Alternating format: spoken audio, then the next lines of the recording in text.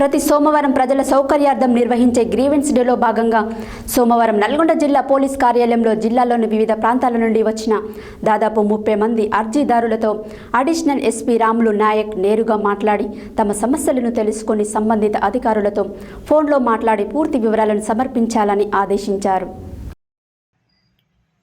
ప్రతి సోమవారం ప్రజల సౌకర్యార్థం నిర్వహించే గ్రీవెన్స్ డేలో భాగంగా సోమవారం నల్గొండ జిల్లా పోలీస్ కార్యాలయంలో జిల్లాలోని వివిధ ప్రాంతాల నుండి వచ్చిన దాదాపు 30 మంది అర్జీదారులతో అడిషనల్ ఎస్పీ రాములు నాయక్ నేరుగా మాట్లాడి తమ సమస్యలను తెలుసుకొని సంబంధిత అధికారులతో ఫోన్లో మాట్లాడి పూర్తి వివరాలు సమర్పించాలని ఆదేశించారు.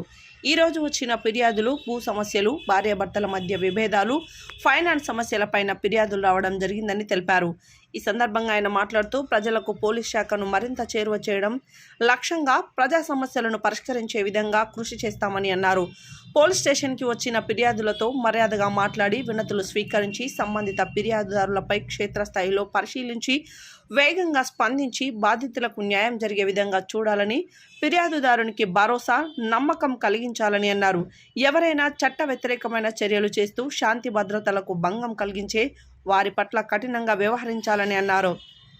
బాధితుల యొక్క ప్రతి ఫిర్యాదును ఆన్లైన్లో పొందుపరుస్తూ నిత్యం పర్యవేక్షణ చేస్తున్నట్లు తెలిపారు.